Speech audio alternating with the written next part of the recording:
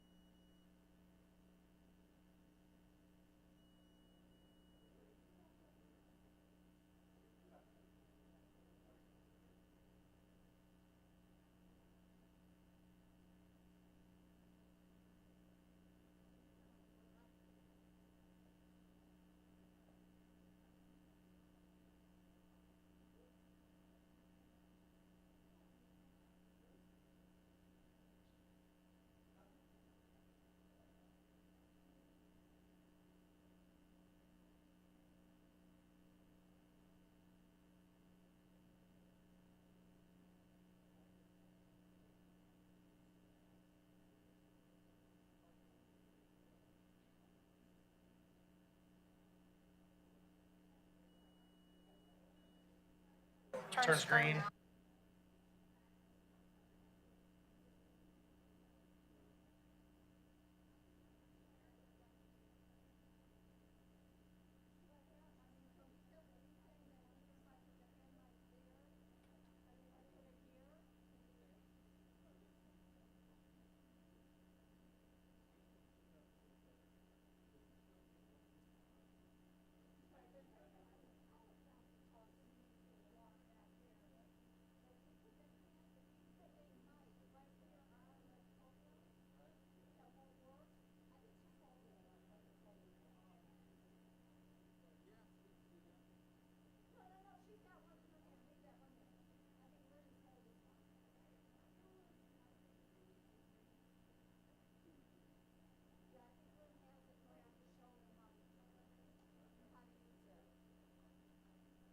When it's green, it's on. Yeah.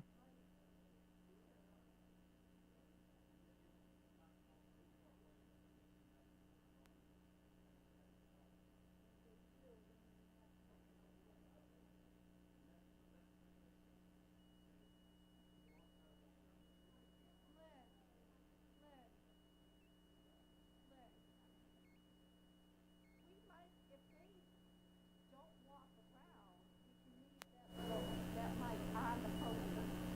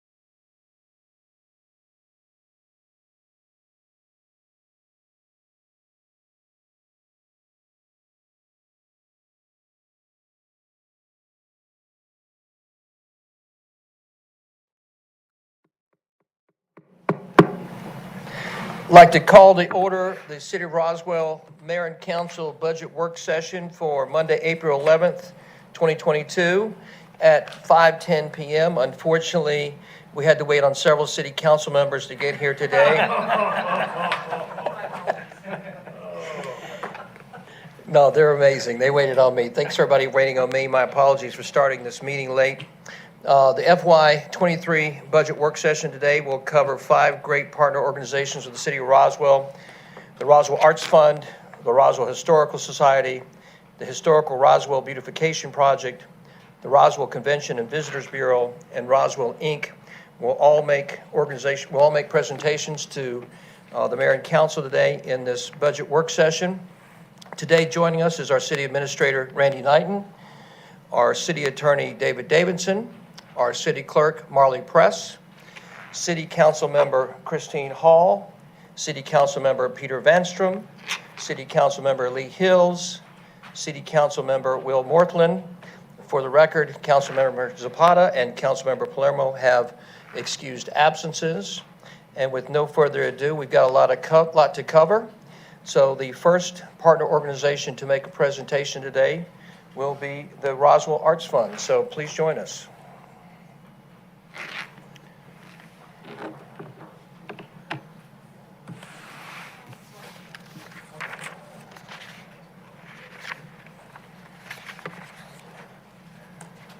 Welcome, Scott. Good evening, everybody. Nice to see you all. You probably know that our Public Art Administrator, Lon Buchan, put the materials together today, so all of the good information is from him. Scott, just a second. I got to get you on a microphone so we can hear Is you. this not in? Is that better? Hit it green. You see green? Perfect. Is it picking me up? Yeah. Do I need to hold it? Okay. I'll leave it there. So all the good information's from Alon. He put this together. We applaud his good choice to go on a trip with his wife that's been rescheduled 4 times, so we also excused his absence. You get me. This is my colleague, Kate Barr, who is our volunteer coordinator. So we'll do our level best, but if there's anything confusing, that's on me. So glad to be here. So let's see if this will work. Okay, so we're here to talk about advancing and activating Roswell's Public Art Master Plan, responding to Mayor Wilson's charge to implement the Public Art Master Plan that was developed in 2017 within the next 4 years. And responding to that charge, we built a 4-year vision document prior to your retreat, as you recall. And that 4-year vision document informs this fiscal year 23 budget ask. So we're looking forward to working together with you to realize that vision. We're excited about what's coming up, and we'll launch into it. So a little bit about who we are. We're obviously a independent 501c3 nonprofit established in 2014. The fact that we are independent from the city but designated as the public art agency means that we have to seek operational as well as programmatic dollars to fulfill our charge. And as I said, we are charged with the execution of public art planning, public art programming, and methodology for the City of Roswell.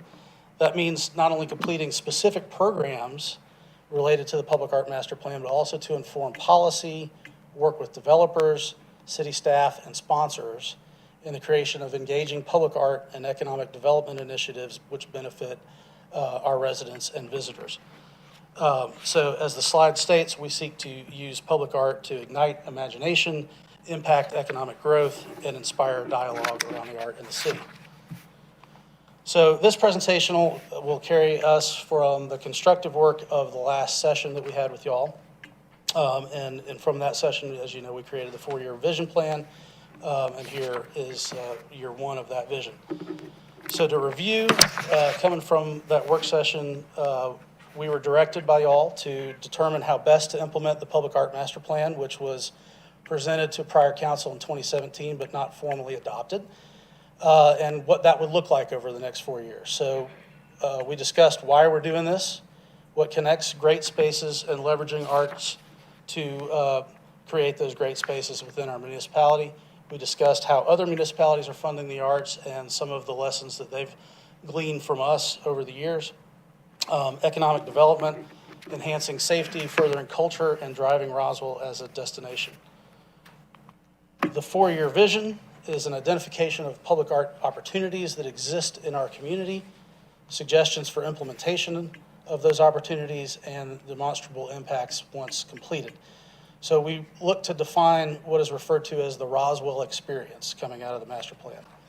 All these suggested initiatives are outlined in the master plan, and it's centered on the belief that public art seeks to create, enhance, and celebrate the identity of space and community. So it's meant to work as part of the cohesive citywide planning efforts. And although this is the first 4 years, we hope it will serve the growth for the future to come. So from the Public Art Master Plan, we look at 6 priority spaces within Roswell. This all comes from the plan.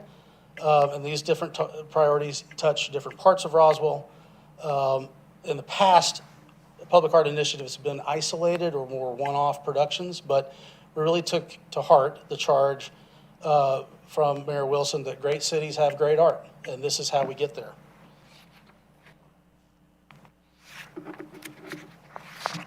So the first area is in our parks. Prior iterations of Art Around Roswell have focused on 10 temporary sculpture pads. This initiative seeks to expand that both on and off the pads with planning beginning in July, issuance of our RFP in November, and exhibited opening in May 2023. You may have noticed that the pads are empty right now. The next current round of Art Around will be launched at the end of this month, so look forward to that. In our trails is the next area. This would be, again, we're working off of concepts. It's a dialogue with the city. But the idea is to create works that could be discovered within our trails, to provide works in non-traditional spaces and encourage new pathfinding, and to continue our museum without walls. The next area would be our city's infrastructure. And pictured here is the first test project that we had with a utility box, sponsored by some of our local restaurant folks. Ryan Pernice was instrumental in raising money for this. And that test case, we would like to expand upon. And so what we've outlined is to do 10 more of those boxes, working with RDOT. And Kate will mention some feedback that we got about that project. Yeah, so one of the roles of the volunteers is we got to clean the box before it was painted. Sorry? We got to clean the box before it was painted. Fun role. So I just wanted to mention, if any of you are on Nextdoor, that right after this beautiful utility box was painted, Evelyn Thor of Roswell Green posted, "The city of Roswell has allowed an artist to paint this picture." And if you're familiar with Nextdoor, people use it to gripe, and then there's a bunch of comments, and then it goes away. So that particular post had, I just put it down, didn't I? Over 1,500, I was going to give you the exact number. Here we go. 1,533 likes and 319 comments, and I'd like to read those to you. No, I do want to read you 3 just really quickly. Marie Gillen of Wave Tree Drive. "I love it. It's beautiful. In Nashville, people drive all around the city to take pictures with beautiful murals, and it really helps the businesses close by." Ruth Carr of Rivermont. "We need more art around us. It's at best a beautiful, smile-inducing, maybe inspiring surprise, and at worst, it's a distraction from traffic, COVID, and daily frustrations." So, yeah, and I'll just personally say, now that my kids are grown, I don't go in the parks quite as much, so I love bringing art out to the places where I tend to spend way too much time in the car, so. Thanks, Kate. The next area from the Public Art Master Plan is our gateways. This is obviously not a picture from Roswell. This is in Nevada. The image is Pipe Dream at the Smith Center. And the idea here is to start this, activating these spaces with a new temporary, 4 new temporary pieces that would demonstrate the efficacy of putting art at our gateways, our welcome points to Roswell, and launch community engagement, and then use that process to look at that project and secure more permanent artwork in the future. The next one area would be our corridors. And again, these ideas are conceptual in nature, but what we've come up with to activate the Public Art Master Plan is to plan, beginning in July, for an early summer 4-month celebration that would be a multidisciplinary visual and performing exhibit over those months to draw attention to areas that connect Roswell. A couple are listed here. I know some conversations we had recently might be that Oxbow could be an appropriate area to celebrate as well.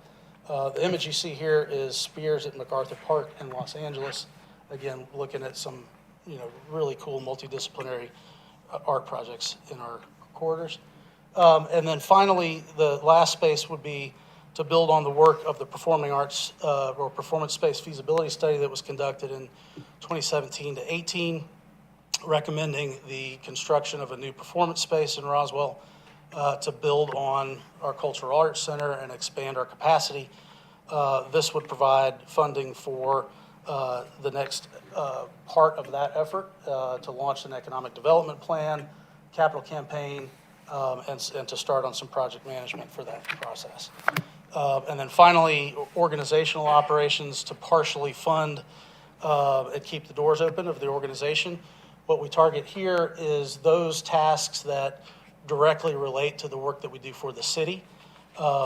We do some other projects that you're sure you're familiar with, like our pop-in performance series at our senior centers and a pop-up performance series, those things that are entirely privately funded, but this would keep the lights on for the work that we do for the city, including engaging with developers as they come up with new projects.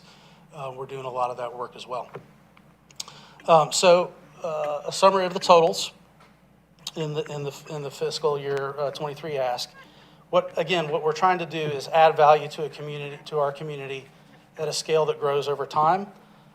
This is a partial commitment to a full programming cost, but we think that these represent the minimum to achieve our shared goals. And again, I mentioned some other projects that we do that are 100% funded. Kate's got a couple of statistics to share with you. I wanted to jump in just for a second before we get into comments and talking about money. And just to remind ourselves, I forgot. Excuse me. Sure. Remind ourselves briefly about why we care about the arts. Because it's not just that having something, is pretty and makes it feel good, although the value of the arts in health and well-being is well established.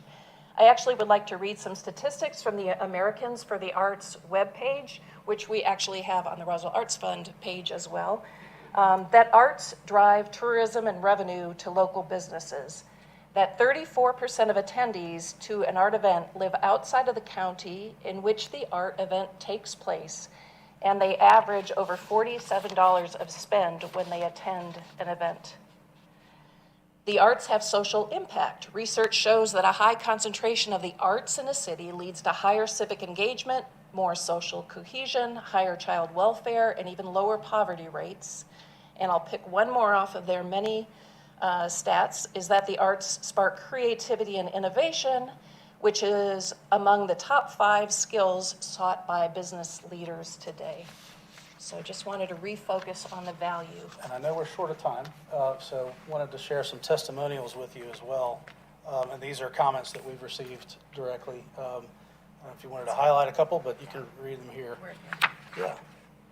And then finally, we have a wealth of information on our website. We could talk probably for several hours, 15 hours instead of 15 minutes. But I encourage you to visit our website and dive in deeper. Folks sitting around the table and the public, if you'd like more information about what we've talked about. So thank you. I don't know if we have time for questions or how you'd like to handle that, but that's our presentation. Yes, Scott and Kate, I'm sure there's some questions. And before we do, I failed to recognize and introduce one of the great superstars in our city and our staff, we're very fortunate to have tonight instead of Ryan Luckett, the finance director. We're glad he's not here. And we're glad to have in his place Lynn Williams, who's been with our city for a long time and does a remarkable job in our finance department. So I want to introduce Lynn. Thank you, Lynn. Thank you, Lynn. Scott and Kate, thank you for that presentation. I know there's got to be some questions from council. Yes, Councilmember Hills. Thank you both. It's been no secret that I'm a huge fan of Roswell Arts Fund. So thank you for sticking with it and not giving up. I'm going to just cut to the chase. So for the naysayers that don't feel as passionate as I do, can you talk a little bit about the temporary art that we're looking at procuring that would be, I'm going to call it try it on to see if it fits type thing, on gateway areas and how that would work? Because I don't want anyone to misunderstand that this is just because we get a budget means we spend it all and do everything, even if the art's crummy. Right.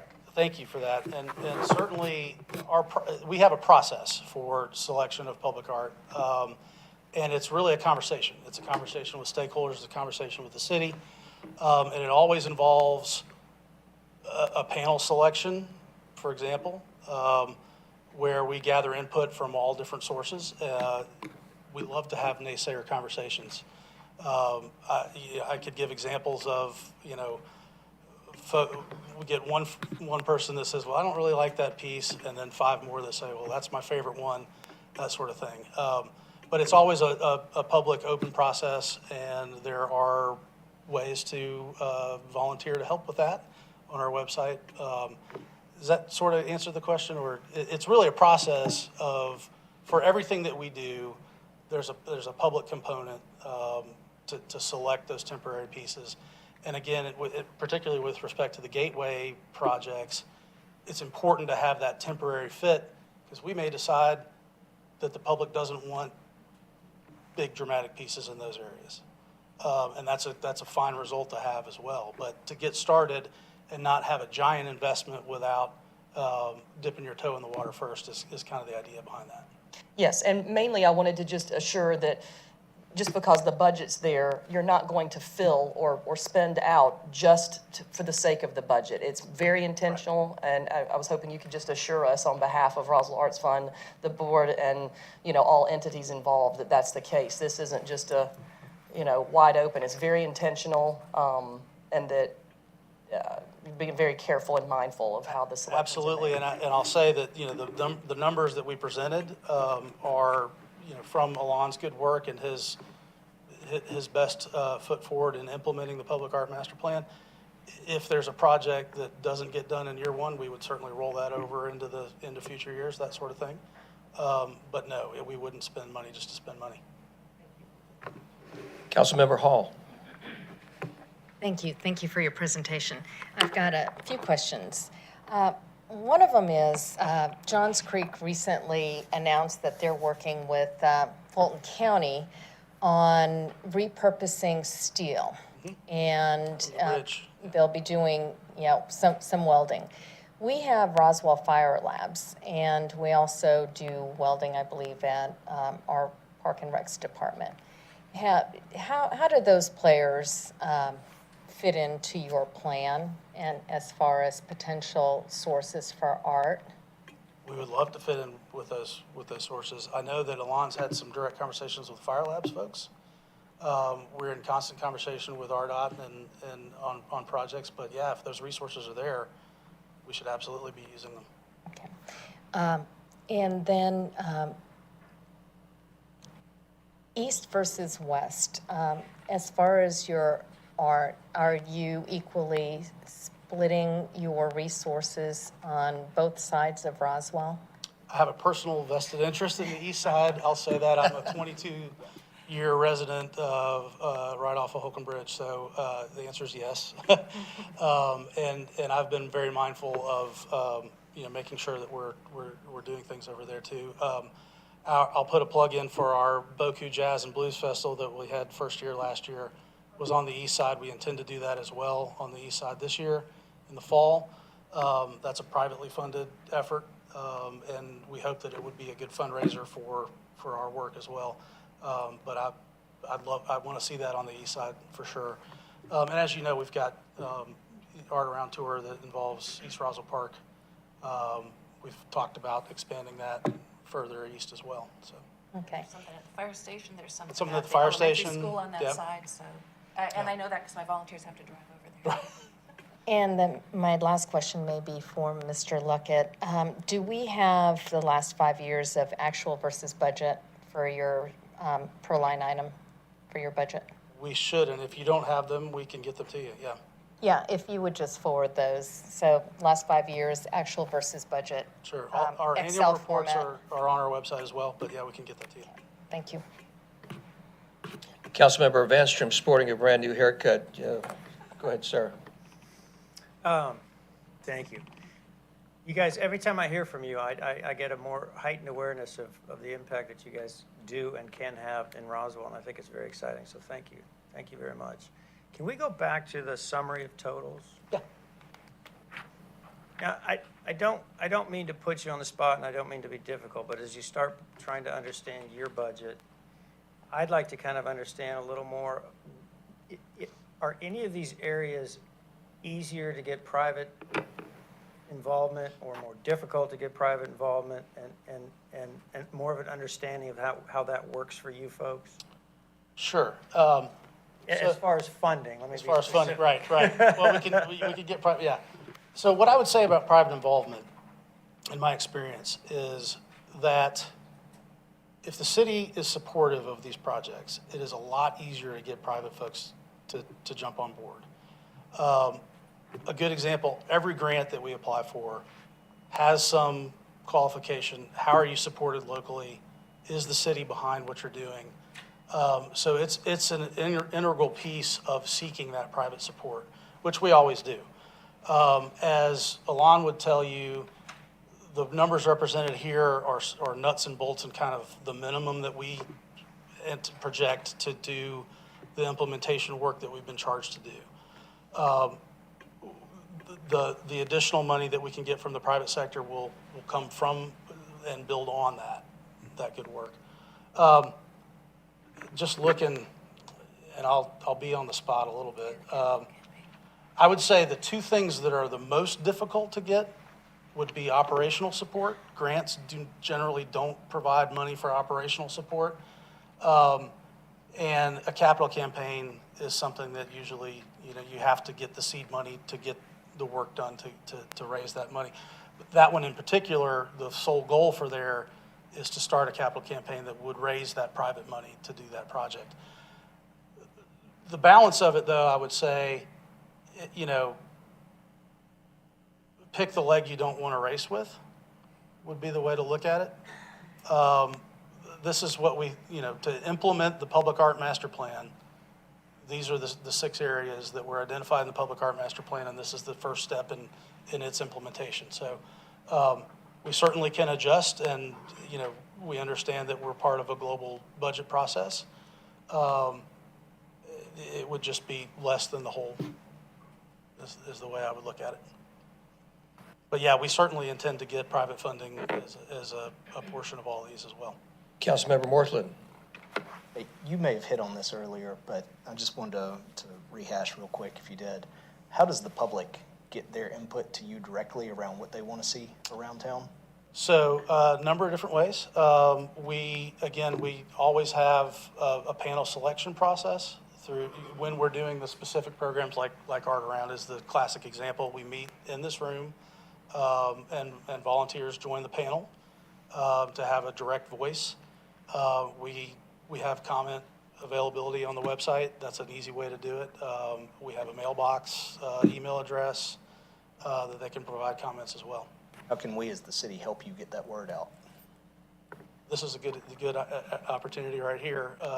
But yeah, I mean, we coordinate with the city's events calendars. We share information and publish each other's events. So things like that, and just word of mouth. Tell your friends and neighbors. Some of the feedback that I've gotten from certain residents is they would like to see more historical art around town. Historical art. Historical? Historical. Yep. Good example would be down on the river with the Indian influence, the many generations ago Indians that are original settlers. Do we have any Indian art down there right now? And my response was, I'm not aware of it. We have a rock. Right. That's what we have. Right. Something along those lines. Something that someone can make a request and then expect follow-up on. Hey, this made it through the process. This is in the second round of selection. Yep. Something along those Absolutely, and we field requests similar to that all the time. So I encourage folks to use our website to reach out. Again, I've mentioned Alon's name a few times. He's the point person, and he's our public art administrator, manager. He has the most trained knowledge in all of this. So he'd be the guy to interact with personally. Can I speak But for, we're always, the board members, the advisory board members, we've got some folks in the audience here. Kate and our volunteer supporters are always open for receiving those kind of comments. Reach out to who you know. can I add just 2 cents? Yeah. I've been a volunteer now for about 3 years, and they asked me if I want to participate in the art selection process. And I'm like, 4 hours sitting in this room trying to decide what to put out there. Yeah, not really interested, but this year I decided to go.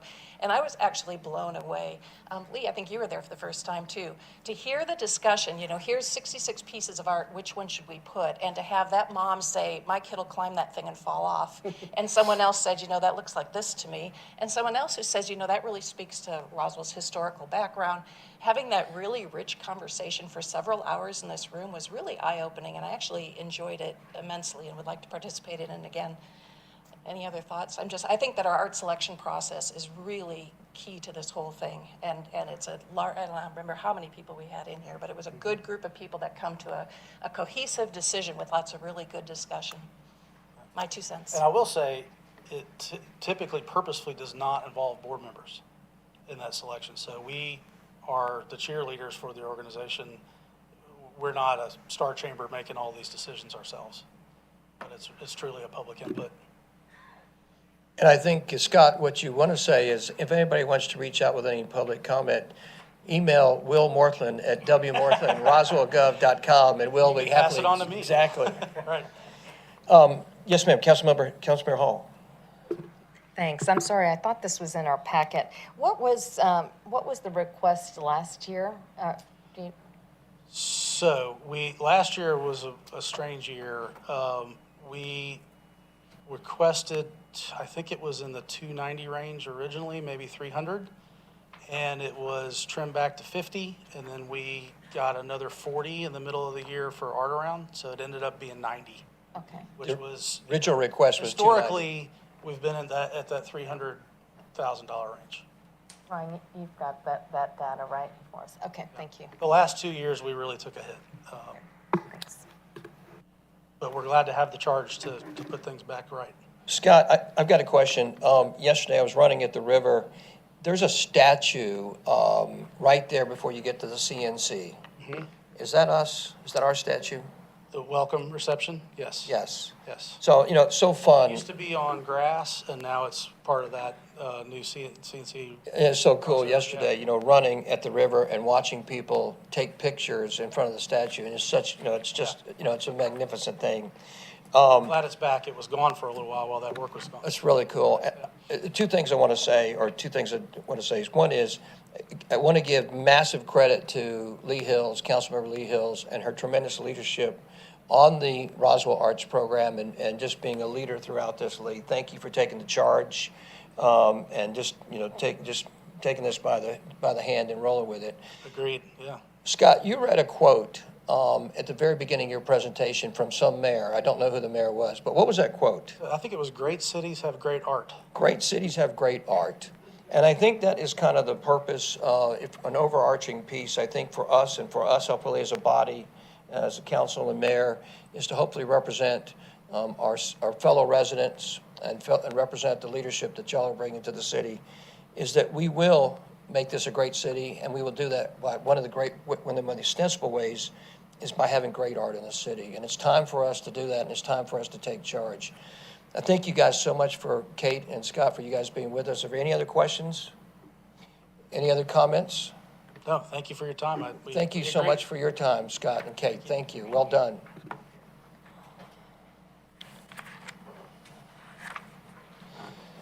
All right, so the next on the docket is we have the great privilege of having the Roswell Historical Society join us. And thank you for being with us, and please tell us who you are so thank you. All right, I'm gonna make us up some time here. Promise. You're not gonna need your card. I'm Kevin Bamford, and I'm the president of the Roswell Historical Society. And our mission, the Roswell Historical Society, is to collect, preserve, share, and promote the history of the city of Roswell and its environs. Our ask this year is $30,000. It's for our archivist salary, Elaine De Niro, which is kind of a hybrid position. She's our part-time employee, and she's also sort of a city employee as well, kind of funneled through us. She has city computers, city phones, but works through us. You see, there is no ask for cemetery improvement fund this year. And I've been beat up a couple times why I didn't put a number there. But I'm the firm believer of, I'm not gonna ask just to ask. So I'm gonna ask when we need it. And I have some line items here at the bottom. The archivist salary includes payroll, taxes, and museum oversight with expanded hour coverage. The cemetery improvement fund currently has 246 in it, and no funds are being requested at this time. Those funds were approved by mayor and council and are managed by the Rec and Parks Department with collaboration by Roswell Historical Society on priorities for the improvement projects within Old Roswell Cemetery. So because there's already money in that fund, I do have a slide to kind of talk about what the Historical Society is planning to do this year, between this year and next year in the cemetery. And there's plenty of money to kind of cover those things. It just kind of dips into it a little bit. So I felt like when we get back on track and we need it, then that's when I would add a line item for that. So for this year, we didn't add one. Let's see. So to kind of go over the ask parts, so the City of Roswell Research Library and Archives, the request for 2023 is $30,000 for the archivist salary. And you might say, what does the archivist do in partnership with the city? So here's highlights from 2021 and 2022 that Elaine partnered with the city. And this is just kind of a snapshot. As you can see, I used most of my slides, so I was trying to highlight the big points. So she developed a PowerPoint presentation, Diversity in Roswell, for the mayor, Mayor Henry, and was asked to also present to a monthly city council meeting that same presentation. She partnered with the city historic asset manager, Dina Bush, on creating and mounting a textile exhibit for Bullock Hall, which was the garden affair that ran from May to September. She developed and presented a program, The History of the Auto Industry in Roswell, for our city partner, Roswell Inc. She reviewed and provided images for a new welcome brochure for the Roswell Visitor Center. She assists HPC and city planner Julie Martin with background research on various projects that present through the HPC work sessions and monthly hearings. And she works with the historic properties to ensure historical accuracies in the programs and stories being presented. And she's also been tasked, currently right now, she's responsible for curating and overseeing the development of the Roswell Historical Society History Museum for the benefit of the city of Roswell. Huge news. A lot of new faces, so you would have seen my slide presentation last year. My last slide is going to be different because we actually are moving forward with this. Expected opening time is going to be September, October of this year. We're really shooting for September. We don't expect any delays. Our design firm is local here in Atlanta, and the fabrication is done here in Atlanta, and they've almost all have assured that there's no supply chain issues that are going to slow us down. So. All right, so kind of breakdown for the cemetery improvement. Janet Johnson is our cemetery chair, and she works with Jay Reisinger, kind of coordinating projects out there at Old Roswell Cemetery. And so the plan for 22 and 23 was creation of a formal landscaped entrance at the cemetery to include removal of the parking corral in order to reestablish the historic context of the grounds as recommended in the Yeager Report on Cemetery Conditions, Methodist Cemetery, 2008. 2 stacked stone columns on either side of the sidewalk near the entrance at Woodstock Street, and an installation of an iron arch similar to the one at Founders Cemetery atop the stone columns reading Old Roswell Cemetery. Installation of a sign in recognition of our National Register of Historic Places designation. That was received May of last year. We're one of 5 properties here in Roswell that holds that distinction. So we're very excited, and we'd like to get that out so people can see it. Installation of bollards to protect the stone wall recently repaired. That wall is circa 1880, and to protect the monument coping on the south side of the access road. Tree planting, which is replacement of fallen and diseased trees throughout both sides of the cemetery, is outlined in the Bartlett Tree Survey of 2021. And lastly, refresh gravel on access roads. The last time we were done in 2019. So this is kind of our snapshot of what we were trying to do over the next year, year and a half. And as I stated, those funds in that account more than cover this. So.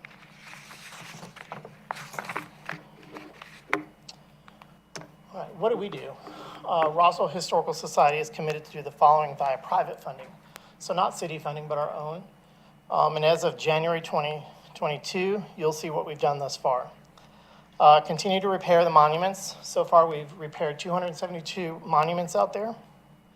Hold 2 monument cleanings yearly. We've cleaned over 1,000 monuments. Published a quarterly newsletter reporting repair updates and events being held. That has 1,400 subscribers.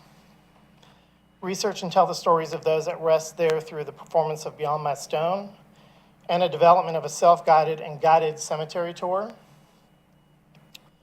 Locate descendants of those at Old Roswell Cemetery and record their stories, photographs, letters, etc., to be housed in the Roswell Historical Society City of Roswell Research Library and Archives.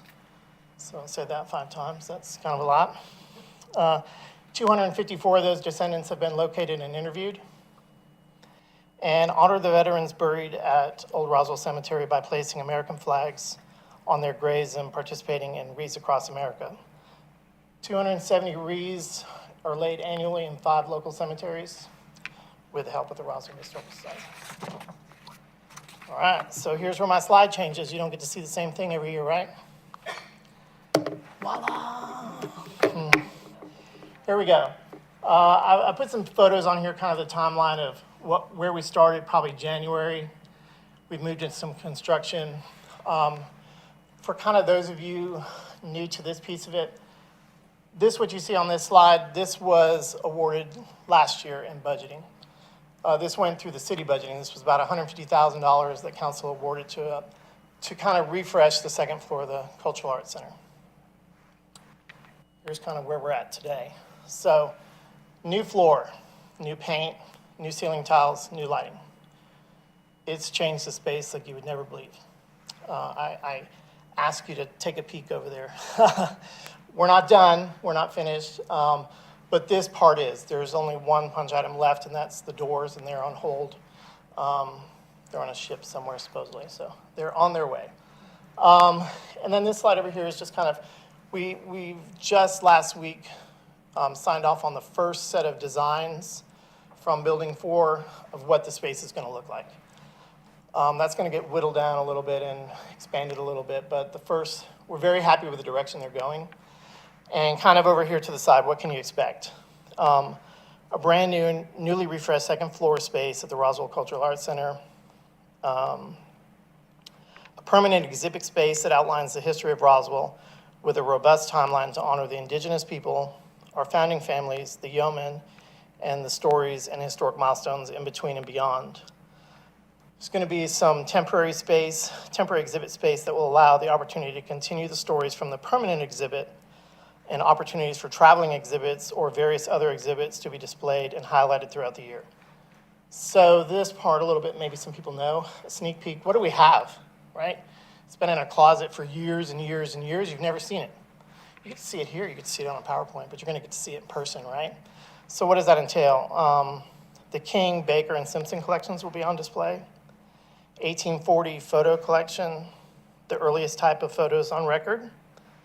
We have a Civil War collection, including personal letters from 5 U.S. presidents with original signatures dating back to 1840s. Roswell manufacturing and textile mill papers, and local indigenous artifacts dating back to pre-1800s. So, doesn't capture everything. I don't want to spoil the surprise. So this is just a glimpse into what our thing is going to have. Oh, are you kidding me? I was going to make up time here. I'm done. That was my last slide. Okay, see, I'm making up time already. Thank you, Kevin. Councilmember Hills. Thank you. This is very exciting. I am the archivist historian in my family, but I am no Elaine De Niro. Right. And I don't even want to try to be. I've had several touches with her over the 20 years I've lived here, and it's amazing to say the least. So this is who we are. This proves it. And our citizens, our residents, our visitors deserve to be able to touch that, feel that, see that. So I am beyond excited. Ms. De Niro has also been instrumental in helping Roswell High School get their archives organized, and she has, I don't even know how many hours. I'm sure it isn't $30,000 worth, maybe 50, I don't know. But I'm tickled to death that this is coming to fruition, and I think there's so many other possibilities where we can share the history of this city that makes us different and awesome. Not that our sister cities aren't, but it really sets us apart, and we can prove what we say we are and who we say we are. So a couple of things that I just want to say hooray are the Iron Arch, like the one at Founders Cemetery. Whoop, that's awesome. Also, the Beyond My Stone, I have attended, love that. So those little bells and whistles that I can tangibly talk about are exciting to me, and I know that you've got the rest wrapped up where you're ready to show and tell. So thank you very much. Thank you. And the important thing to note, too, is you're right, this is us, right? And all these other towns came from here, right? So these families spread out.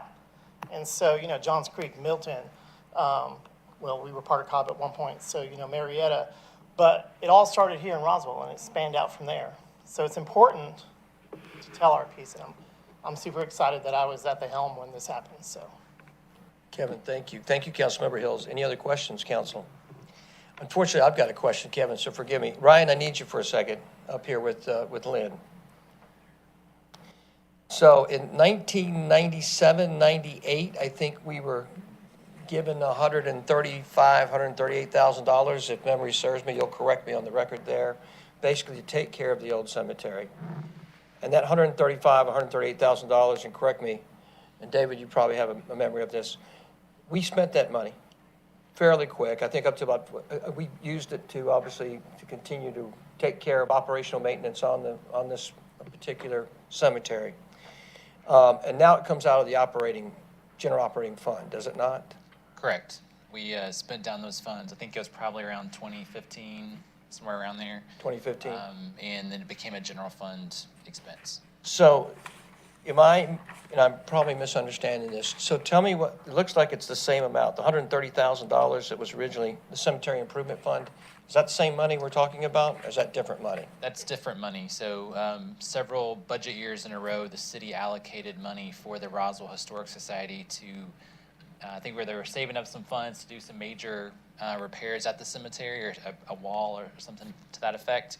The city still has those funds, but they're designated for the Historic Society, and those funds are unspent at this point.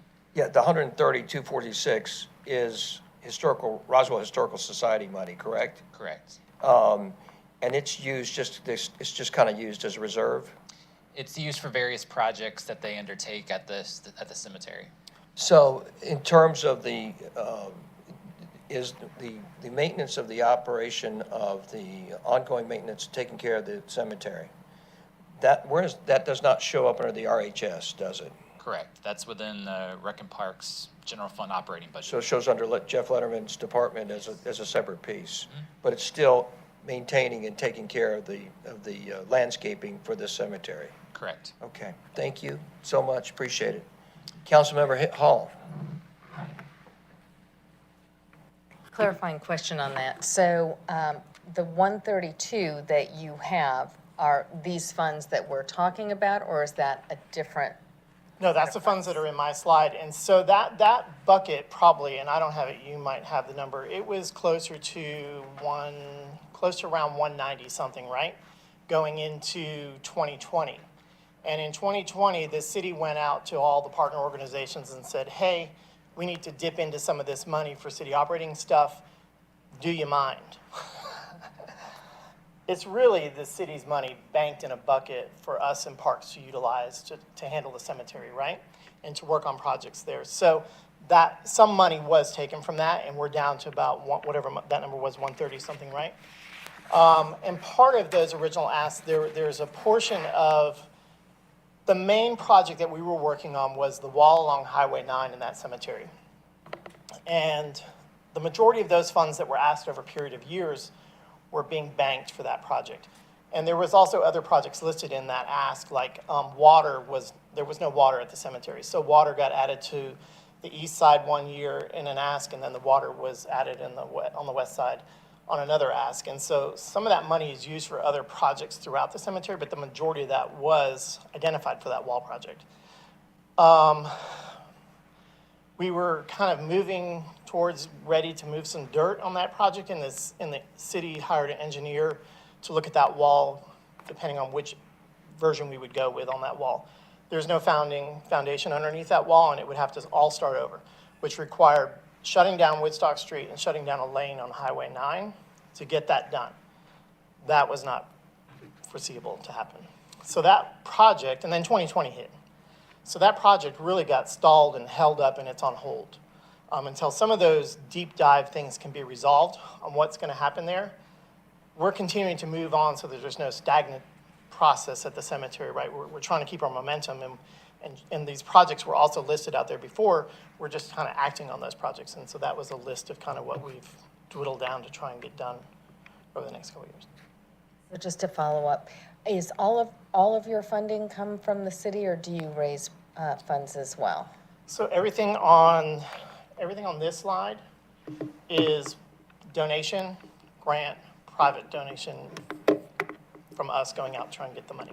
And the archivist's salary and all of the cemetery maintenance is funded by the city? Yeah, so cemetery maintenance, which is lawn maintenance usually, I think that's the biggest thing. There's some tree maintenance that happens. I think there's a tree survey that happens yearly. Pesticide for some of the trees that are out there, that's on an annual thing. That's part of the landscape contract, I think, as well. But the majority of that other stuff, like the gravel roads and the maintenance of that, a lot of the other stuff has already been done. So security cameras that the police monitor, those were already handled. That was already taken out of the money years ago. That was probably in 2018, I think we did that in. So most of the other ancillary stuff has already been done. Right now, and I guess is just low-scale maintenance, I guess is what I want to say. But as far as anything, monument or anything, so like an example, tree fell in the ice storm last year and it hit 2 monuments, right? And so the tree was removed, but the city didn't pay to get those monuments repaired or anything, we did. And all that stuff that you see that's out there is us. Councilmember Orthley. Who takes care of the cemetery behind Floor and Decor on Highway 9 and 92? Nobody takes care of the cemeteries. So that is a historically black cemetery, and there is a volunteer group that partners. They've kind of shot out of the Historical Society as a branch, sort of. We have a gentleman that is heading that group up, trying to work with the Groveway community to kind of gain some momentum to help out there. So we're kind of using Old Roswell Cemetery as an example of what they can do out there and how to help maintain. But that's all volunteer. That's nothing with the city. Is there anything that the city can do to help spur that effort? I'm sure they would appreciate it. The problem with cemeteries is, just as Old Roswell Cemetery, nobody owns them, right? So what happens to them? You have the biggest cemetery in the historic district and nobody owns it. Methodists don't want to own it. Churches don't want to own it. And rightfully so, the city doesn't want to own it either, right? Doesn't want to take that task on. So volunteer groups take it on and they do the best they can. So, the Roswell Historical Society kind of branched out and said, we're going to do this and we're going to create a campaign and a group branch outside of the Roswell Historical Society to have a chairperson, volunteers, and all of this to help kind of take care of that. And that's what we've been doing. But Kevin, it's I not. love it, but right it's- now, nobody. Yeah, just for the record, it's not that we don't want to own it. Yep. It's that it's almost impossible under current circumstances because every plot is owned by an individual, different person. Yes. And so that's almost impossible to reconcile. And of course, all residents observe and think that it is a Roswell cemetery, the city of Roswell owns a cemetery, where in fact, it is owned by individual plot owners, members, literally every plot is owned by somebody different. And it's almost an impossible task to actually acquire the property. Yeah, and I think it's a cultural shift too, unfortunately. You know, I mean, there was pride in communities and cemeteries in the past. I mean, they used to have garden parties in cemeteries. You used to go have lunch on Sunday after church at the cemeteries, okay? Creepy, right? But they did, right? And so there was a pride and there was a respect for it. They don't do it anymore, right? We drive past it on Woodstock Street and hope we don't hit the wall when we're going up because there's a truck coming down, right? So we're trying to get it back a little bit, slowly at a time. But that's our biggest challenge right now, is because who holds all those records, right, of all those plots? We have some information, we don't have it all. So if you die and you want to be in Old Roswell Cemetery, you can find the right piece of land, you might get a shovel and get in there, you know? Nobody really actually knows the end result of that. So it's a little disheartening sometimes. Well, I think it's worth sharing to our fellow residents and to my colleagues on the council is that part of the commitment that the city has demonstrated is the ongoing operational maintenance of the cemetery, even though we don't have any ownership, understanding that it's a historical part of Roswell. It's important to celebrate that. We don't own it, but we spend, last year we budgeted $39,000. We're going to spend about $44,000 actually on maintenance this year in FY22. We're probably going to budget an additional $15,000, which we'll present to you all as in the budget. So we spend a fair amount of money maintaining the old Roswell Cemetery, even though we have no ownership of that. So part of our commitment, I think, to the Roswell Historical Society. Thank you. Kevin, any other questions from council? Kevin, any other comments, sir? No, I appreciate the partnership. I think that's the heartbeat of our organization, and I think you'll see it in the museum. You know, it took two of us, you know, partnership with both of us, our money, your money, to make it happen. And I think you'll see that's also reflected in the city, just as you made your comment as well. That's always been the root of our organization, is the partnership and the city, because it's historic Roswell. So thank you for your time and thank you for your support. Kevin, thank you, sir. Appreciate your time very much. Thank you. Thanks for being with us tonight. The third partner organization that's going to make a presentation to us this evening is the Historical Roswell Beautification Project. And I think we have the great privilege of having Renee with us. And Renee, would you make sure you introduce yourself to all the thousands of people that are now watching you live?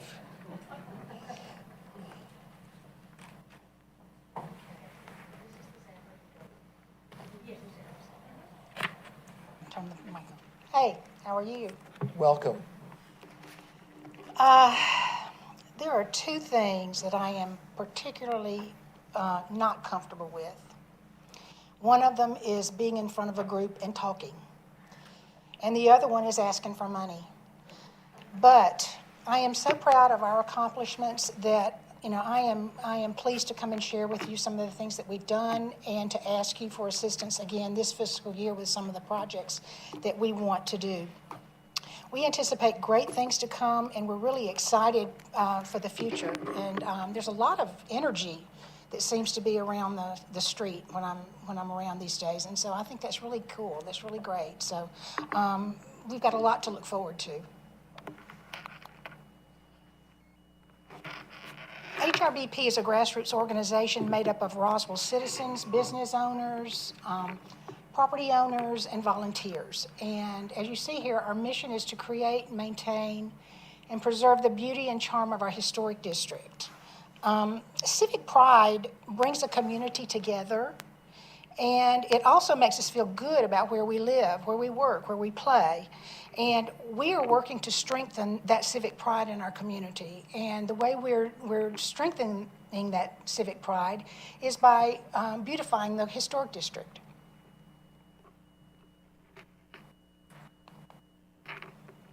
Keeping a streetscape beautiful includes flowers, trees, green space, and maintenance of common spaces.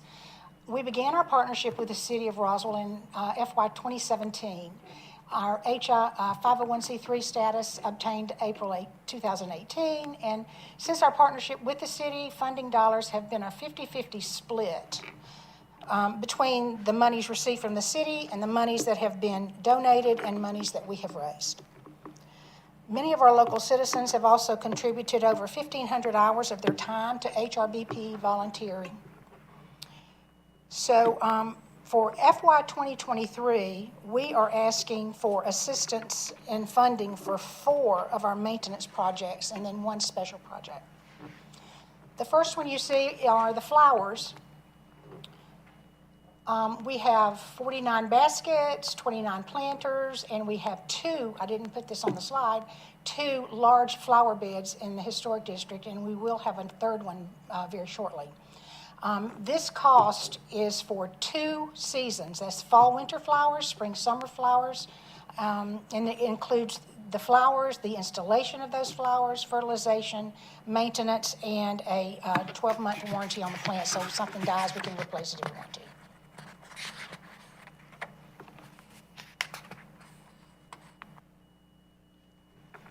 The second one is sidewalk cleaning. I know you probably would say, who wants their sidewalk cleaned? Why does the sidewalk need cleaned? Well, if you've looked recently down in the historic district, there's a lot of places, it's just really nasty and dirty. And you would be amazed how nice things look whenever you take a pressure washer to it. So we would like to have these areas here. This is the South Canton Street, North Canton Street, East Alley, and Roswell Square Park. All 4 of those areas pressure washed. And the reason I put those 4 there is that these would be done in sections. South Canton Street first, North Canton Street second, like 1 day or 2 days apart from each other, and early in the morning, so that it would not disrupt businesses down there.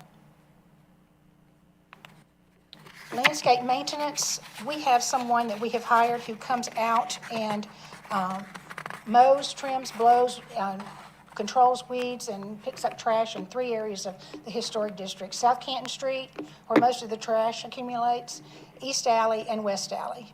And they are coming this year 4 times a month in the fall, spring, and summer, and then 3 times a month in the wintertime. Installation of hardwood mulch in the right-of-ways. This is the cost and spreading of 80 cubic yards of dark brown hardwood mulch, and that is 8,560 square feet, and that is on South Canton Street and in East Alley. The Heart of Roswell Park is the project I want to talk to you about tonight, and I'll try to talk fast. Let me go back. There are 2 historic parks that need work. The Heart of Roswell Park and the historic Roswell Square Park. Now, this is Heart of Roswell Park. This is in the daytime, and that is in the nighttime. This park is in the middle of the historic district. It's a poor example of our city's civic pride, and it doesn't meet our needs as a community. And we want to change that. Now, there's also historic Roswell Square Park. And it needs a little TLC, more lighting. Some people have said they would like to see better seating, more seating, some work on the fountain and the crosswalk or the X walkway that's in the middle of the park. But it still really looks beautiful on the inside. I walked in there last week, and the grass is really thick and healthy, and it's just a gorgeous little park. But the Heart of Roswell Park needs a lot more work than Roswell Square Park does. Because of its current condition and its location, it is screaming and saying, help me, help me, help me, and that's what we want to do. The citizens and business owners I've talked to have wanted to improve this park for a while. The Canton Street area is one of the most popular spots to visit in the metro Atlanta area, and I'm sure it generates a lot of revenue for the city. When you look at the number of businesses and the number of people who frequent the businesses and the many special events conducted on a regular basis in the Canton Street corridor every day, it just sounds to me like it would be a very good investment to invest in this park. And it's interesting, I recently learned that as far back as 2005, which was 17 years ago, there was a council member at the time who formed a committee of the street's business owners, the Parks and Rec director at the time, and the landscape architect at the time.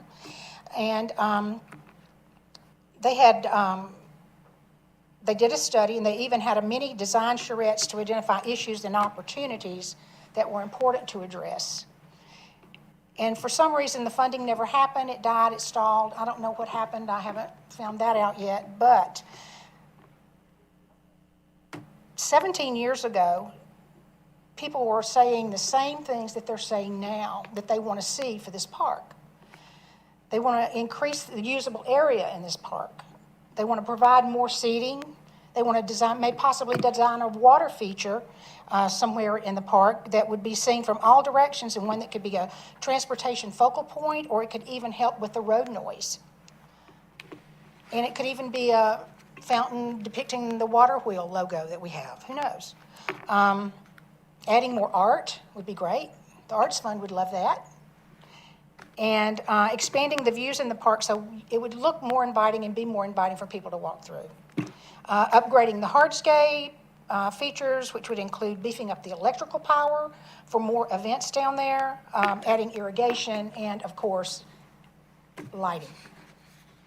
You could even maybe possibly put a small stage in there for special events, concerts, poetry reading, or something like that. So this is the project that we want to undertake this year, the Heart of Roswell Park Improvement Project. So what we did is we engaged a premier landscape architectural firm called Ironwood Design Group. And Ironwood Design Group is creating for us 2 conceptual plans for this project. Concept 1 will be renovation of the existing hardscape and landscape areas, and also some adjustments to the current design. And concept 2 would be a complete redesign of the existing park. Ironwood is a local business here on Atlanta Street in Roswell. They bring over 30 years of experience in the landscape architecture and master planning fields. 2 of their specialties are streetscapes and public spaces. You can go to ironwooddg.com and find out more about them, and you will be blown away when you look at that website and see what they've done.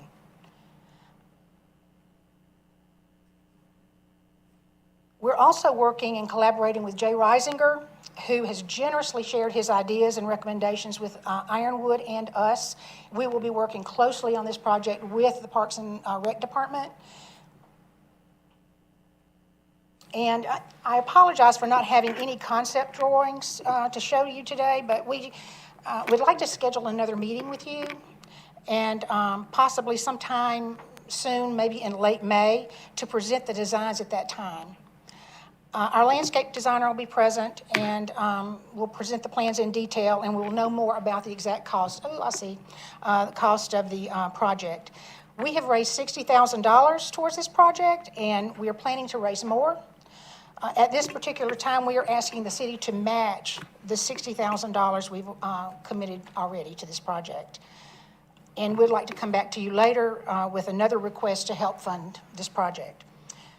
We'll take the lead on the project, but we'll be consulting with the Parks and Recs Department, especially Jay, and the final project will be one which we will all have input on and agree upon before we do it. Slide 9. We'll move fast. I just want to take an opportunity to thank all of the city employees who have helped us over the years, and this year particularly. There's almost a lot of departments have really helped us. Parks and Rec, these are the Parks and Rec guys, especially have been so nice in delivering the benches and the trash receptacles up to us. The RDOT guys, and even some of the folks with the Public Works Department. I want to thank the Grants Department. I don't know if anyone's here, but Danny Blitch and Megan Boynton for working with us on our social media and Giving Tuesday. And also, thank you to Lynn Williams for helping me and being patient and answering questions and while we have gone through this process. So, my request, or our request this year, is $136,380.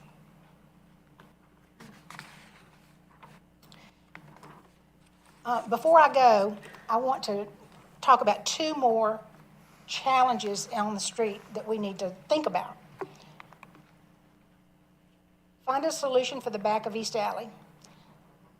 We spent a lot of money, or the city spent a lot of money on East Alley updating it in a number of ways. But the back of the restaurants, I don't think they could do anything because it's not in the city right-of-way. So we need to come up with something that we could do to improve this site, possibly fencing, some kind of fencing, privacy fencing, or we could incentivize the restaurant owners to clean up their space.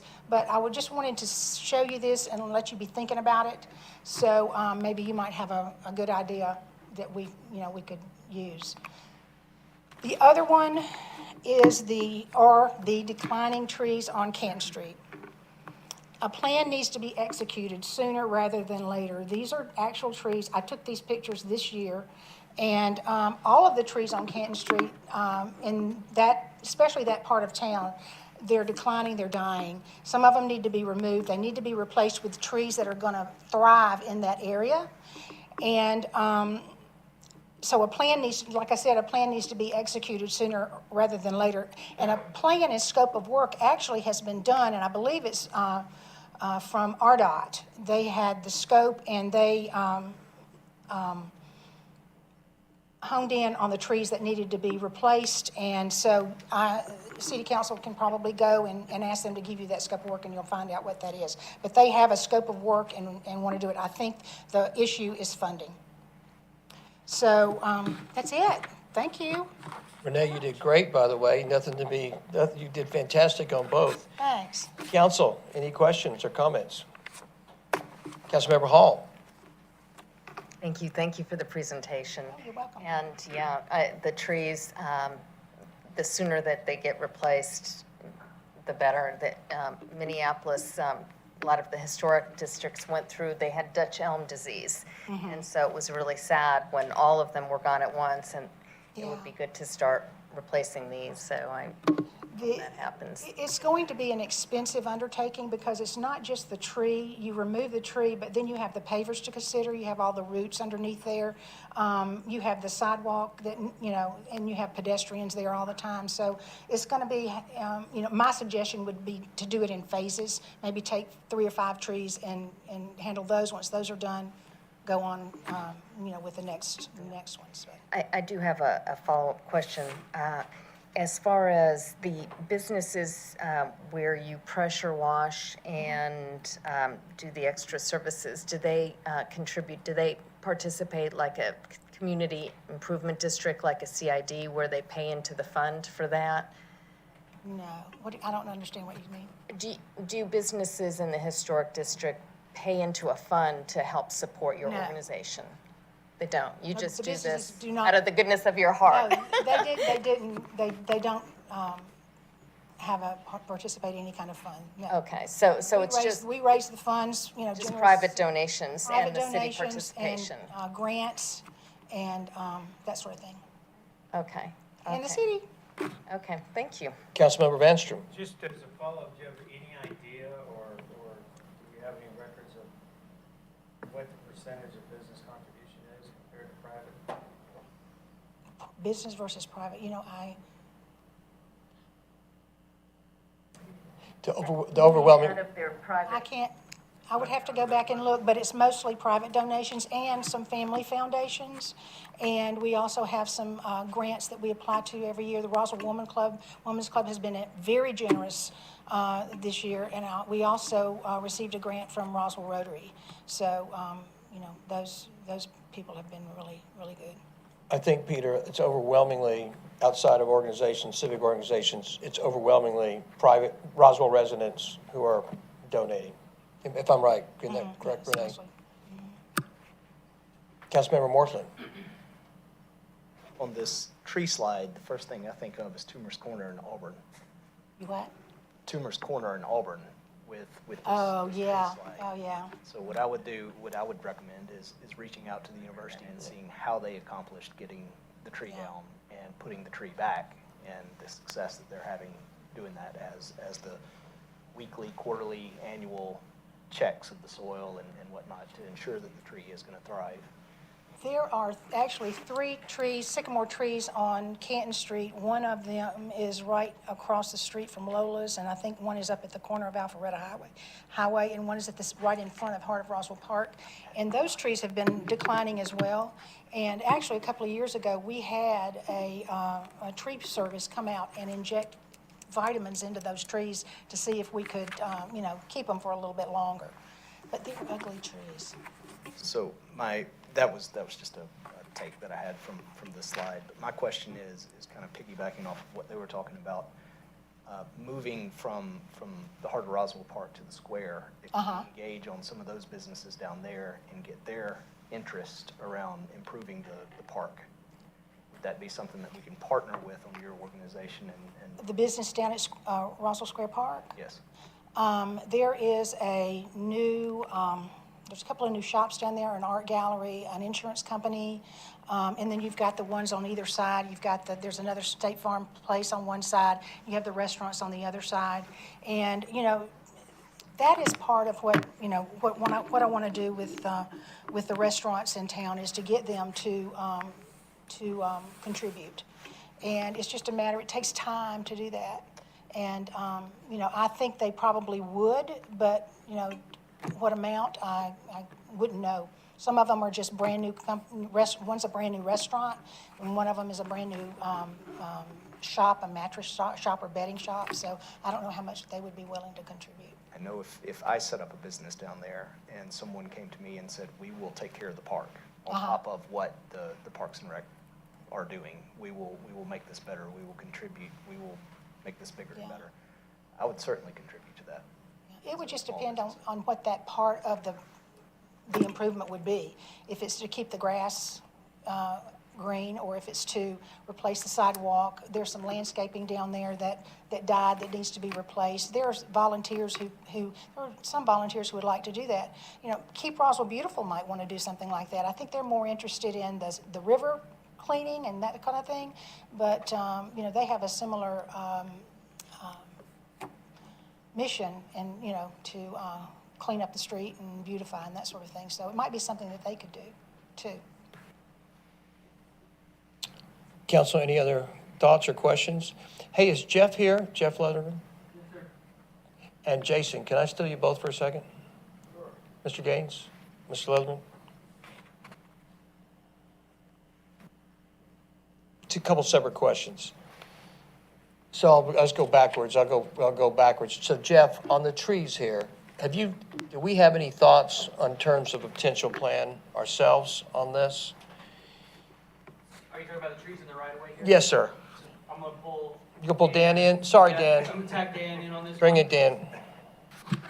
We've got a couple of the trees that would be right adjacent to Heart of Roswell, but when you start talking about trees along the corridor, the street corridor, it falls into Dan's shop. Okay, don't go anywhere though. I still need you.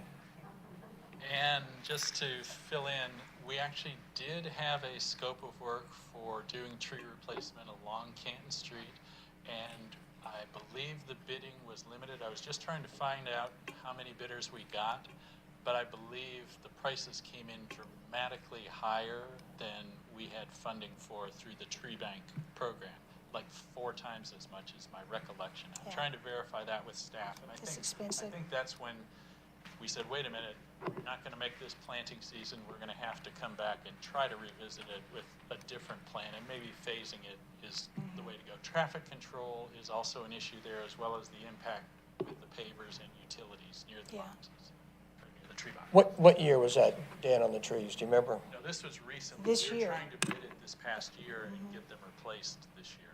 Okay. And we missed the last planting season because of the pricing and the bidding climate, and we're trying to figure out a plan B. Plan B. Okay. Will you keep us abreast of Plan B? Yes, sir. Can you go back one slide, Renee? One more? That's perfect. Jason, anything we can do here, just on some simple code enforcement?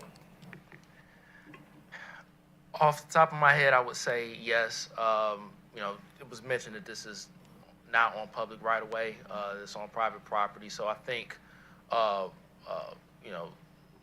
looking at what outdoor storage requirements or outdoor storage prohibitions might be in place for the zoning, we could look at that and do some code enforcement mitigation there. And also the comment of doing some sort of screening or privacy fence could help, but even still, we would still have to have, Yeah, I just likely have to have some sort of limits on outdoor storage. let's just make sure we're clear. We know what we need to ask of our great businesses, and that we're consistent on it, and so it looks good and those kind of things. So it looks like there might be an easy opportunity there. I'm just, Sure, absolutely. yeah.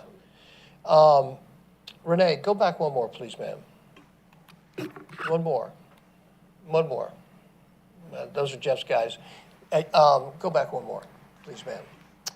Jeff, have you seen the plan that's been done by, is it Ironwood?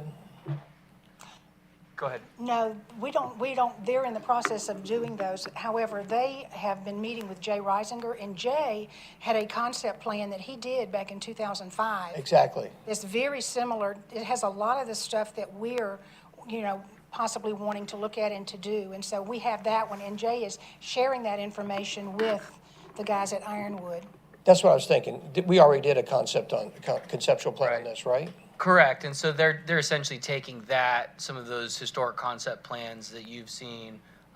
Renee's certainly been part of those conversations. We've shared those files with them so that they can look at kind of what do we want to do 2022 and essentially freshen those up and provide some options as well as some pricing. Is there any opportunity for grants on the solar lighting here? And is solar lighting a part of that plan conceptually?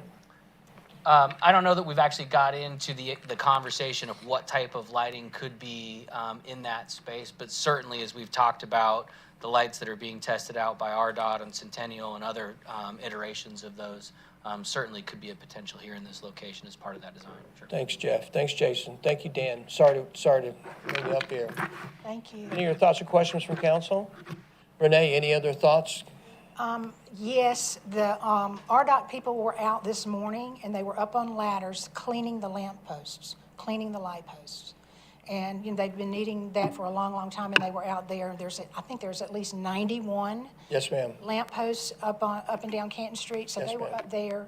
And I mean, like I said before, I can't tell you how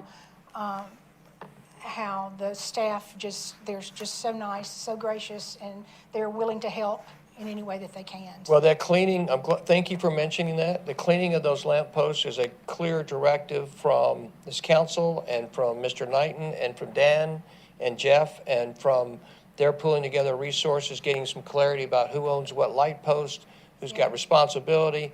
You're going to see this happen more on other light posts that the city don't happen. But this council and Randy and his team made those Canton Street lamp posts a priority, and you will see an ongoing cleaning of those lamp posts thanks to this council and Randy making it a priority. So thank you for mentioning that and noticing that. Thank you very much. So yeah, we're excited, and we thank you for the work that you do down there. It makes a big difference to our community. Thank you, Renee. Thank you so much.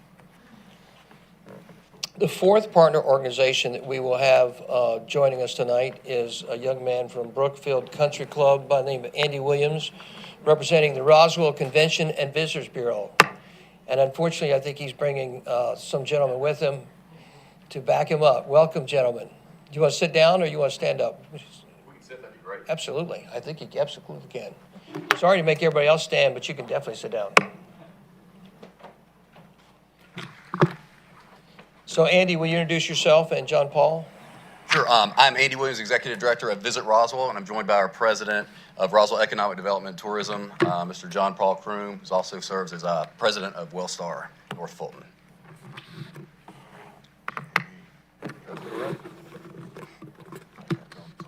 There on. I'm on. Okay. Thank you very much. I appreciate the opportunity to present today with Andy. So when I'm not at the hospital, I join these guys. I did want to make a few introductions here. We have three of our executive board members here with us today.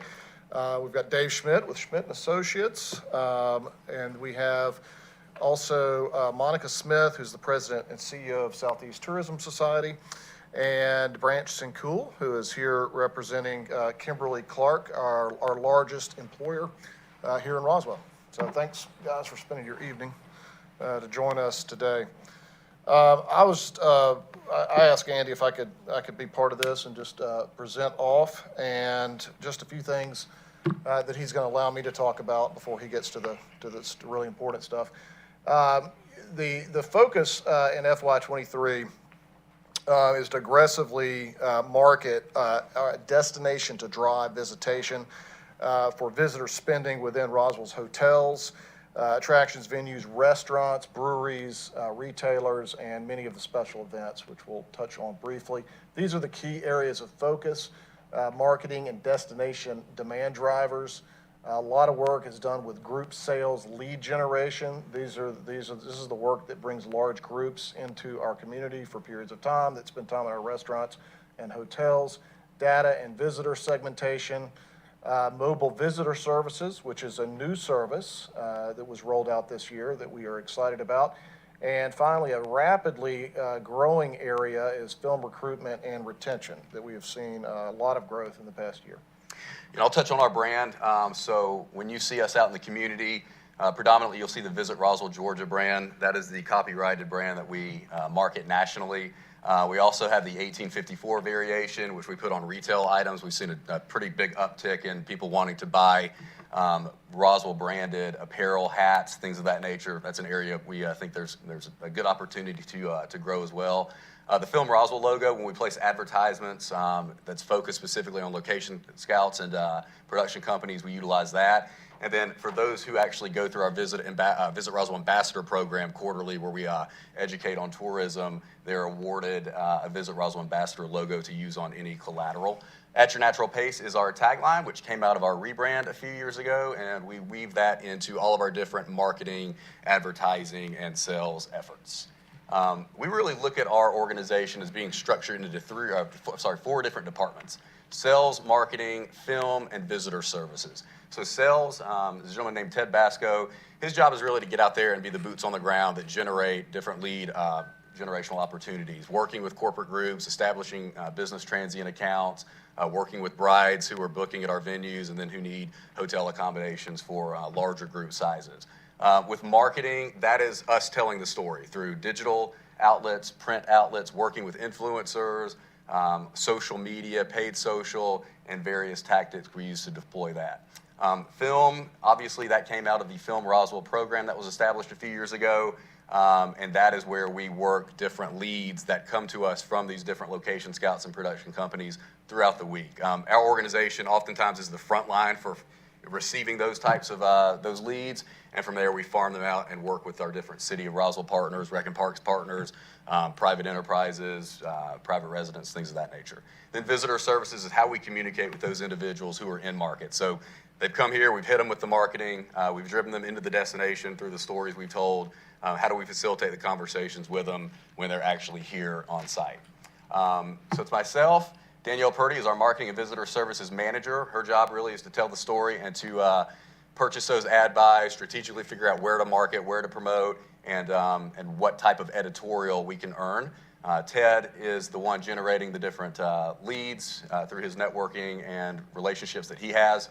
And then we have our street team specialists who are operating the mobile visitor center, Vernalisa Ruggi, Mandy Reinhout. We've just hired Jackie Morin, and we are potentially looking for a fourth as well. The idea with this is these are very staggered hours, so we are oftentimes in different locations at different times of the day. So flexibility with our staffing is pretty critical here for how we operate that program.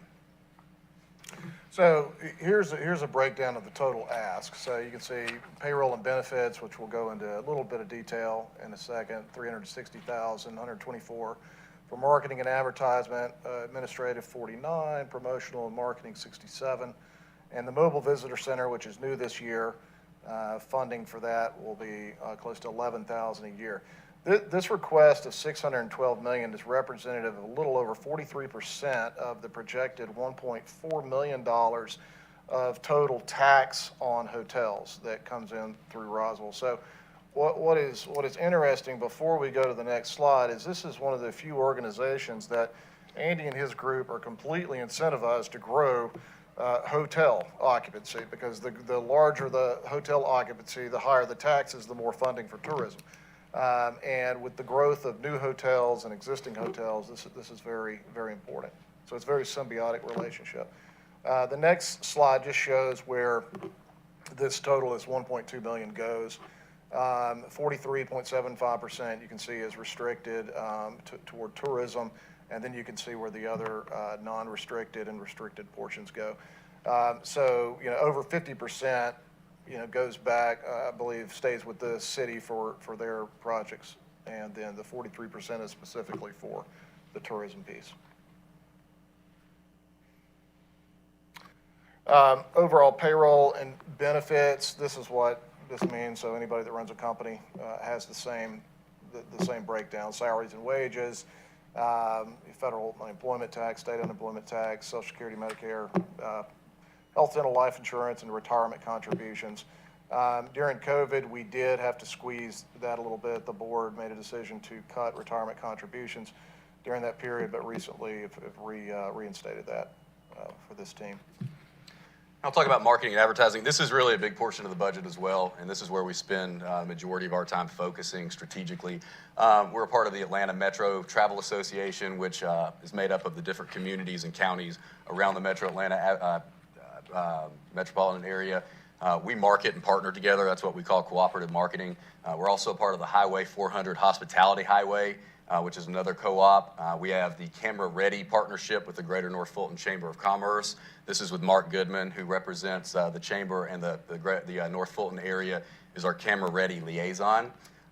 We participate in the recently established Topside Tap Trail. This is a brewery trail that runs from Sandy Springs up to Alpharetta. It's the first ever multi-community brewery trail in the state of Georgia, and it's actually getting a lot of momentum, and we continue to grow that as well to drive business into those breweries.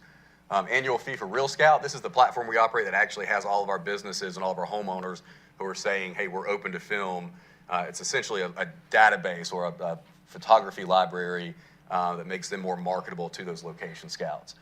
Paid print and digital advertising. We execute this and deploy this through a number of different print, digital, and geo-fencing campaigns that take place each month. So the idea with this is what we're doing when we go out and talk to those people who are beyond 50 miles of Roswell. That's our number one target audience, is to drive visitation from those beyond 50 miles to influence that visitor spending, get those folks in our hotels, get them to fall in love with the destination, leave and go home, but then come back. We call them our temporary taxpayers. We also operate visitroswellga.com, which is our destination website, and we'd like to incorporate what's called user-generated content this year with actual tourists to the city who actually post their photos, and they populate within our website. Authentic experiences are really big right now, and people want to see people that are out in the community actually doing things that they can do themselves. And then our annual Visitor's Guide production and printing. We print about 15,000 of those. Those are distributed with leads. They're distributed from the Mobile Visitor Center and anyone that makes those requests.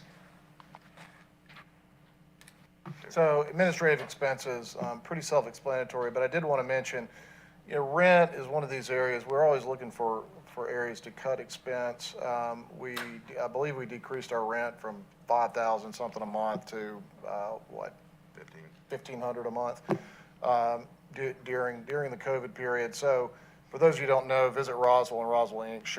share space, and they shared at the last location and where they currently are. So we were able to reduce that, and it's actually worked out pretty well. Good space. Then promotional and marketing support. This is kind of another area that we focus on. These are dues and subscriptions to the different organizations that we're a part of, where we facilitate different advertising opportunities, get continuing education, things of that nature. We host meeting planners in site. We have travel media, so we're constantly trying to bring people in turn write articles about us, get the word out about us, write blogs, and share on social media. Influencers is something that we're really trying to grow. Never thought we'd need to learn TikTok, but here we are learning TikTok and figuring out how to get people to talk about us on those different platforms. And then obviously hosting location scouts for any films as well. It's made up of postage for our visitors guides, mileage and traveler for any industry education. Several of us are board members with different associations. Printing collateral. I know Kevin earlier mentioned the new Points of Interest guide through a partnership with Rec and Parks and the Historical Society, so that'll be coming out. The establishment of our customer relationship management software, which is how we facilitate leads and partner accounts in our database. STAR hotel occupancy, which is Smith Travel Research. That's how we track occupancy, average daily rate, and revenue per available room within our hotels. What we're really excited about this year, though, is arrivalist visitor tracking and reporting. Because we place all these different ads and we can track the traffic we get on our website and we see success there. What Arrivalist is going to do, it's going to geoframe the entire 44 square miles of Roswell. We will be able to segment out people who are coming into our city from beyond 50 miles. So we'll be able to pinpoint the day of the week they're here, whether we're the primary or secondary destination, and see what those origin markets are. And what that's going to tell us is really where they're coming from and are we seeing successes with that.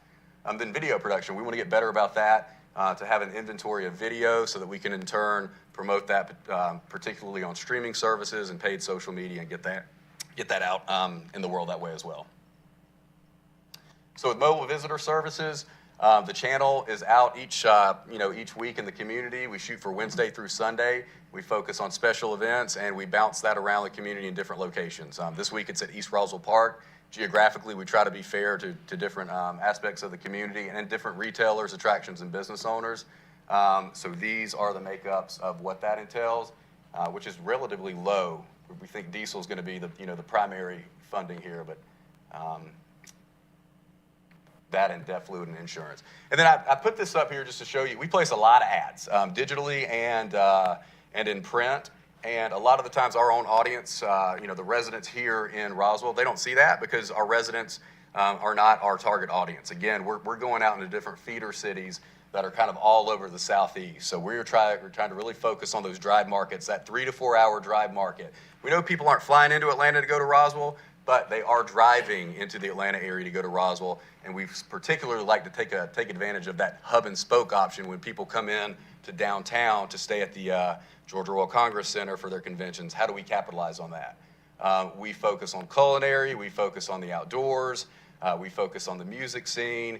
We've got a number of different kind of indicators. And even coming out of COVID, I feel like we're pretty strong. Just through the advertising we've done, we've been in front of about 4.4 million sets of eyes. When you look at our website, it's 220 page views annually, which kind of averages out about 18,000 monthly, 611 daily. The cool thing to focus on here, 8 to 12,000, depending on the month, are new users. So that's an indicator that they are seeing our advertisements and they're coming to our website, which is where we drive. Top performing pages, events, eat, drink, and outdoors. Nothing necessarily surprising there. And again, this is just a quick snapshot of what Arrivals is going to look like on a monthly basis. This is Denver, so this is not us by any means, but this is exactly what it will look like for us. So this shows you the different origin markets, the trips by the day of the week, trips by length of stay. This just solidifies where we should be advertising. Should we invest more in advertising in those cities? Or is there somewhere we're advertising where we should potentially back off a little bit and refocus on another different area? But we love data. Data drives all the decisions we make, and we think this is going to be a fantastic tool for us. And then here's just a quick glimpse of the areas which we will be promoting. And with that said, happy to entertain any questions. Thank you, Andy and John Paul. Thanks very much. Council, any comments, thoughts, or questions? Councilmember Hall. Congratulations on the mobile venture. Do you have any thoughts as to putting a permanent location anywhere in addition to having the mobile? Yeah, it's a good question. I think we would consider that if it's in the right location for sure. I think one of the things we look at when we talk about what a visitor center experience is there justification for having the physical presence, and is it going to be experiential enough that people are going to either seek it out because it offers something, or logistically it's just in a very appealing location.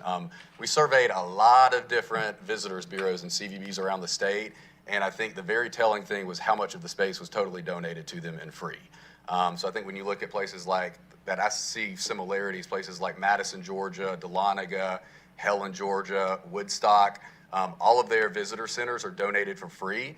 I think our viewpoint, or the way I look at it, is we're a destination marketer, and our goal would be to drive as much visitation as we can into market. And if it doesn't affect the budget drastically, then we should certainly consider an option like that if it works out. We're also, I think, coming out of COVID, we're seeing the budget begin to produce revenues, and the hotels produce revenues a bit stronger, particularly when Kempton comes on board and starts driving pretty high rates. that would probably allow us a little bit more cushion to consider something like that. But for now, I would say the next 1 to 2 years, we would probably focus on mobile. Just to follow up, but Dahlonega was one of the cities that I thought about. They have that visitor center, but outside, they also have a covered area where they have all of the information that's just available all the time. Mm-hmm. It's a public space and something like that. I guess maybe I'm old-fashioned. When I go to a town, I like to be able to either look at the brochures or just see, what kind of information's available, where if it's static, I know to go there, and the mobile is a great concept. I mean, I think that's fabulous, just to consider. And then also on the mobile, I noticed, or it was pointed out to me, that I didn't make it to Alpharetta Farmers Market this weekend. I was at our farmers market. Their Convention and Visitors Bureau is at their farmers market. Since you have the mobile one, I mean, would there be any reason why you wouldn't participate in our farmers market to be parked there? It's right across the street. Yeah, absolutely. I think one of the things we're looking at, we're looking at different locations where travelers come during the day and during the week and weekends, in harmony with the different special events that are taking place. And right now, we're actually receiving a lot of different requests from event organizers saying, hey, we'd love to have you at this particular location. Upcoming Pat Tillman run is going to be one of those. That's a prime example too. Staffing wise, I think, we've got it budgeted based on 20 hours per week.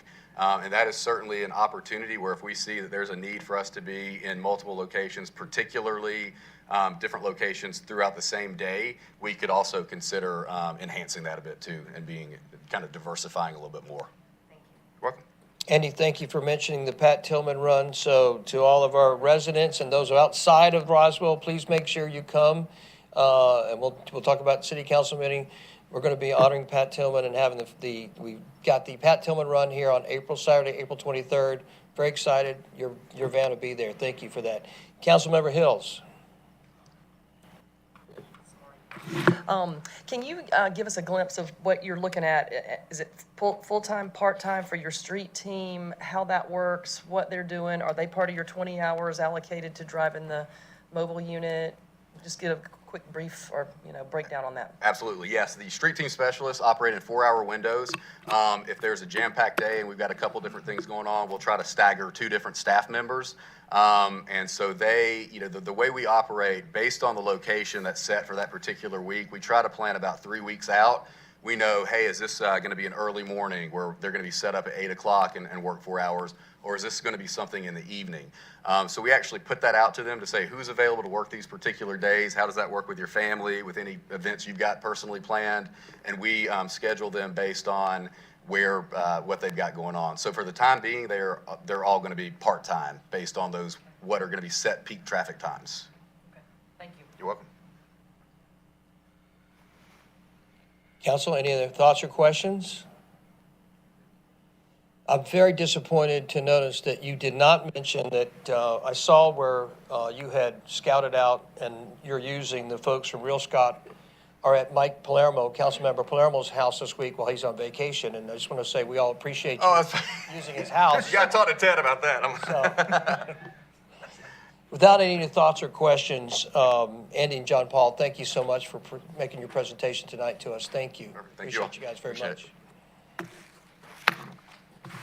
So it's 12 to 7. I see Steve Stroud getting up, and I don't know if there's any reason for Steve Stroud to get up. Give me 1 second, Steve, to confirm.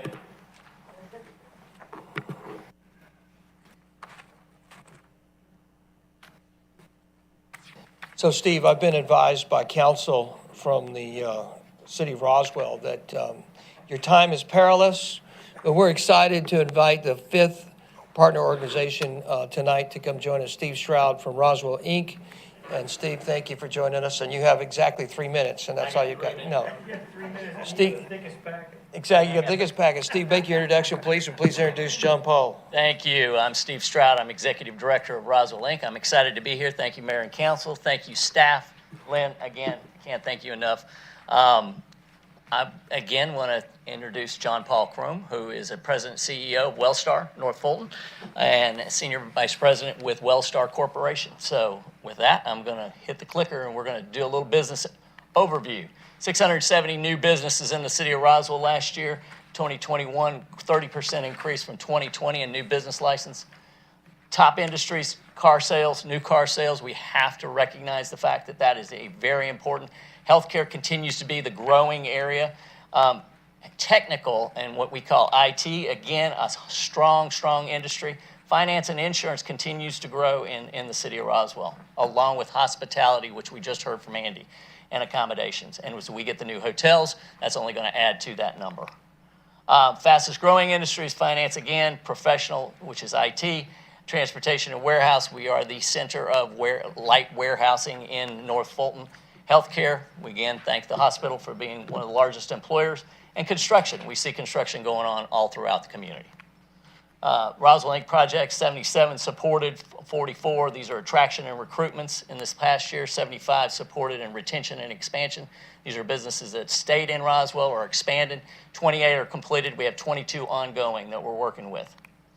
And this is the FY23 budget. Okay, so the request today, I think it's important to say first, this is truly a public private funded organization. As you can see, 45% is funded by the city of Roswell. 55% is funded by business leaders, business owners, like myself, our fellow board members here, but also many businesses are part of this organization here within the city.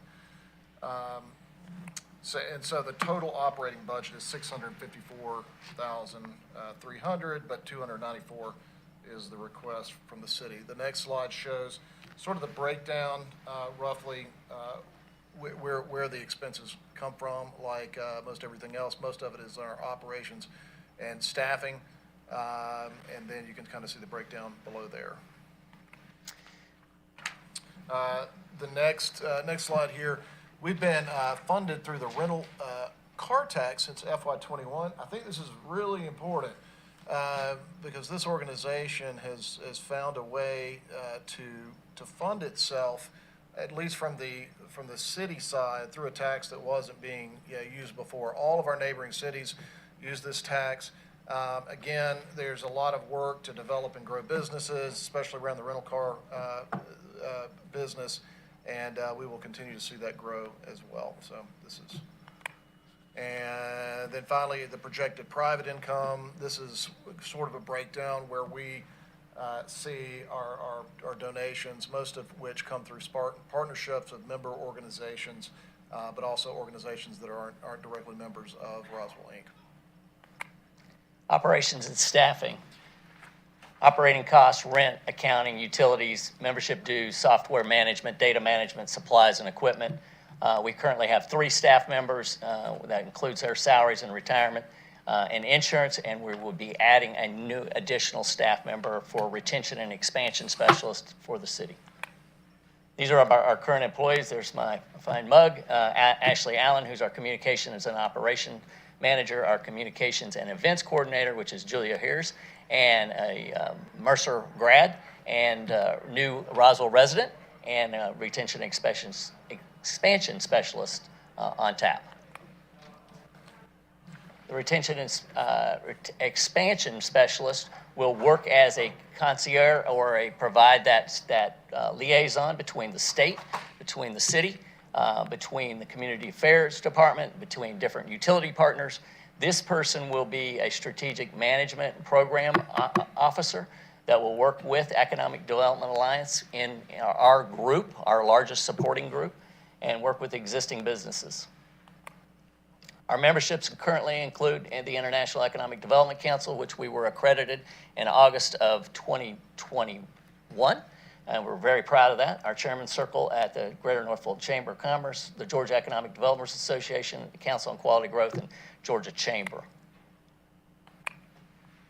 Then under the business attraction and recruitment, this is where we obviously focus on site visits, commercial tours, bringing commercial real estate. The commercial real estate world is our front line. A lot of times they're the folks that will bring us first the data and the what I'll call prospect and lead. Really, really important. Industry trade shows, which are very important, regional recruitment efforts. And then we've got site visits again under expansion and retention. I'm going to skip through some of this.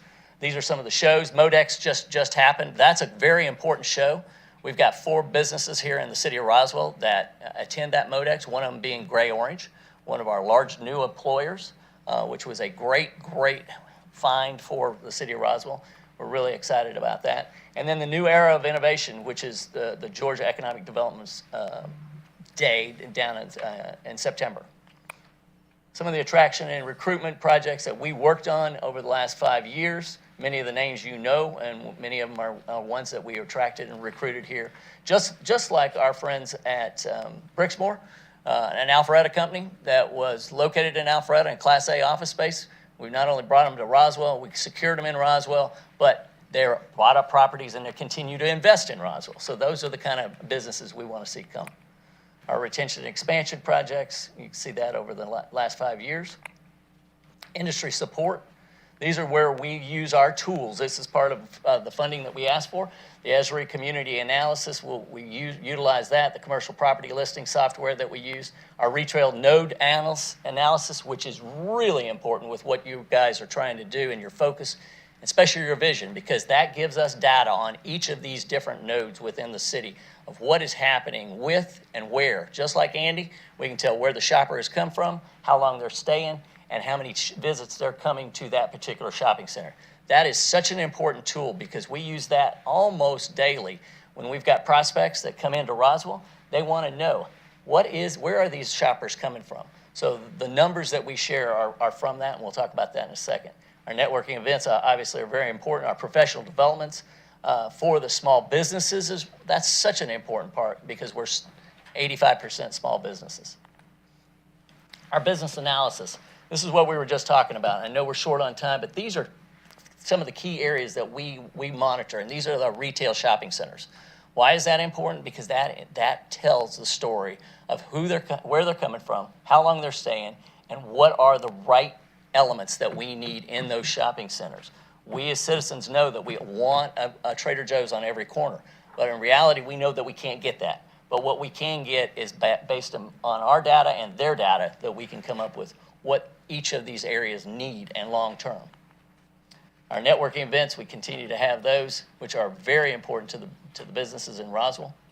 Our coffee and conversations, which is our partnership with the Georgia Hispanic Chamber. We've got one of those coming up at the end of the month, and then our partnership with the Small Business Success Series with AT&T and the Greater North Fulton Chamber. Our hospitality events, we're proud to say the Summer Sippin' will kick off June 1st for 90 days. We'll have over 50 restaurants participating in the ability to say we have the best sip in the city of Roswell, and our restaurant week, which obviously support very, very key industries and very visible industries. Our communications, very key and element. Videography is very, very key and top with us for this coming year.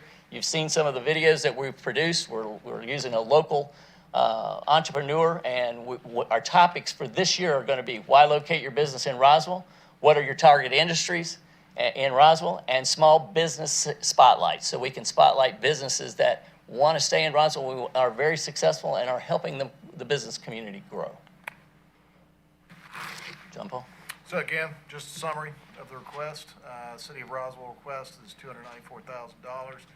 Again, the 55% is funded by the business owners, and that's our total operating budget, $1,664 a year.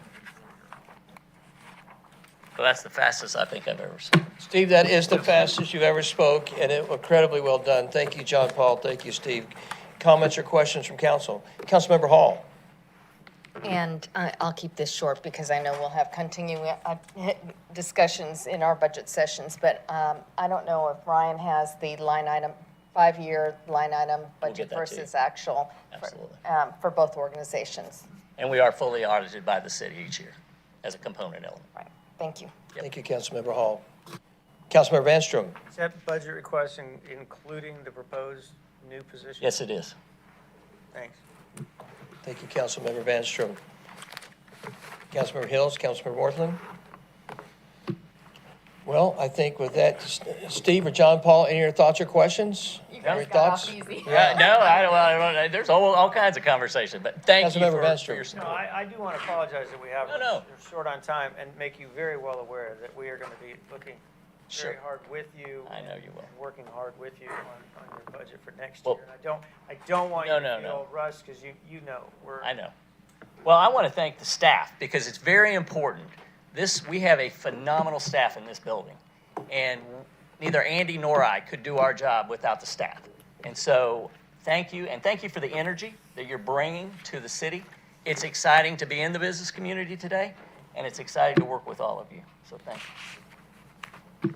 Well, thank you for all you do, my friend. We appreciate you and appreciate everything you do for our city. Thank you. And we look forward to getting into your budget and having fun. All right, thank you. Thank you, guys. Have a great night. So, do I have a motion to adjourn? Councilmember Hall, do I have a second? Councilmember Vanstrom. All in favor, please raise your hands. Aye, it's unanimously approved. We are adjourned and we go to City Council. Thank you.